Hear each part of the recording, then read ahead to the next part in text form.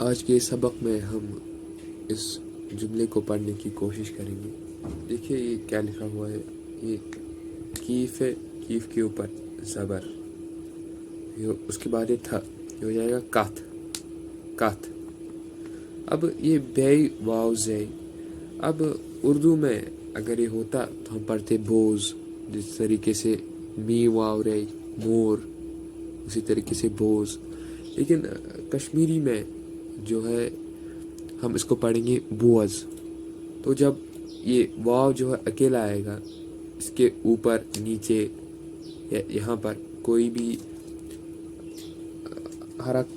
حرکہ نہیں ہوگا, تو ہم مانیں گے کہ اس کا تلفظ ہم کریں گے بوا, اوا اوا, تو ہو جائے گا بوز, بوز. اب یہ میں اس لیے کہہ رہا ہوں کیونکہ جو کشمیری ہے اس میں الگ مختلف قسم کے جو ہے واو کے اوپر نشان آتے ہیں, یا یہاں پر یہ دیکھیے گول سا, یہ ایک اور نشان. ہمیں اس بات کا خیال رکھنا ہے. اب دیکھیے یہ واو ہے, یہ سمپل پلین واو ہے, یعنی کوئی بھی نشان نہیں ہے. اب اس کو میں نے کیسے بولا, اس کا تلفظ کیا ہے, اوا اوا. یہ ہو جائے گا الف واو لام, اول اول اول. اس کے بعد یہ میم واو لام, واو کے اوپر کوئی حرکہ نہیں ہے, ہو جائے گا مول, مول لام مول, مول. اسی طریقے سے یہ میم واو جیم, یہ ہو جائے گا میوا, ہو جائے گا موا. اس کے بعد جیم موج, موج موج. اول مول موج. اب اس کے بعد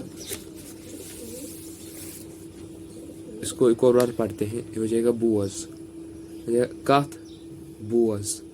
کیف ہے, زبر ہے, اس کے بعد نون ہے, ہو جائے گا کن.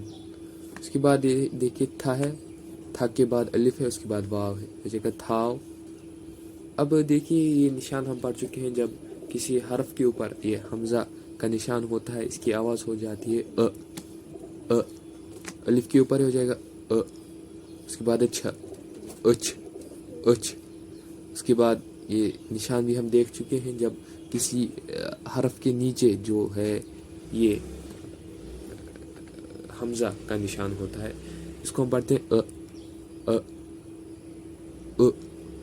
پڑھتے ہیں ہم ا. یہ میم کے نیچے ہو جائے گا م, اس کے بعد ہے چئی, یہ چئی ہے. مچ راو, مچ رے الف واو راو, اچھ اچھ مچراو, اچھ مچراو, اچھ مچراو, اچھ مچراو. کتھ بوز, کتھ بوز کن تھاو, اچھ مچراو. کتھ بوز کن تھاو, اچھ مچراو.